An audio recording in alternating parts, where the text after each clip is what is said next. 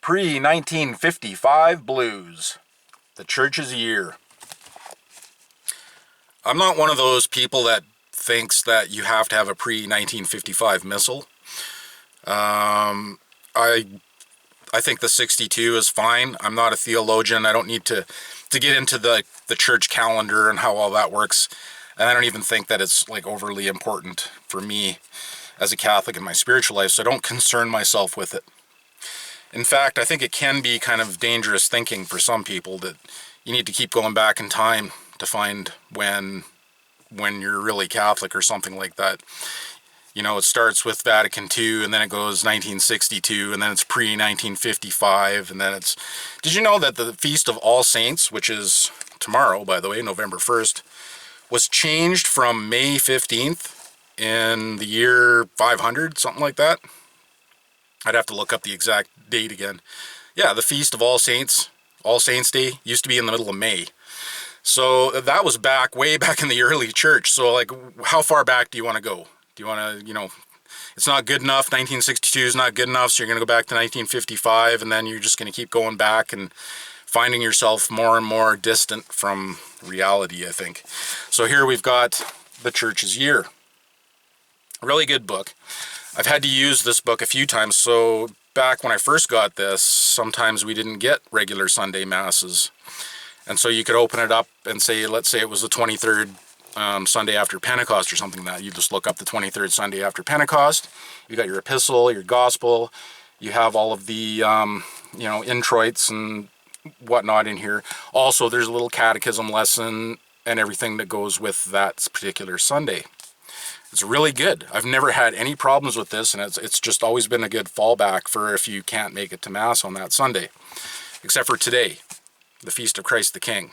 There's a reason why I am doing this video in my studio. I need to be out of the wind. I've, over the last few days, had a really bad cough and not feeling too good. Don't want to really go to Mass and, you know, expose anybody else if you know, I'm really sick with something bad. So I decided to stay home, and being that today is the feast of Christ the King, I thought, well, I'd just open up this book and I'll go through the same plan that I usually do. So I haven't done for years now. So I opened it up, looking around, can't find the Feast of Christ the King. It is not in this book at all. This book is pre-1955. It is. It's pre-1955, I promise you. This particular copy was published in 1999, but this is pre-1955. No Feast of Christ the King in it. Why? I'll tell you why. Because this book was using the calendar from 1878, the church's calendar from 1878, which had no Feast of Christ the King in it, because that wasn't created until 1925. So this is pre-1925. So it's caused me a problem because of that now. I mean, I can still use my missal and go through my Mass prayers that way, but you can't just keep going back in time and trying to thinking the truth is before this year or before that year. The truth is always with us. We just need to find out we need to know what's pertinent to us through the gospel that church has always taught. The calendar of the saints has always been something that's been moved around even since the early church. Tomorrow is the Feast of All Saints, November 1st, and originally the Feast of All Saints was May 15th.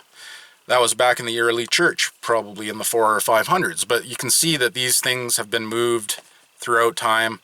The church's calendar, the liturgical year, has been altered continuously. So I think that pre-1955 argument is invalid.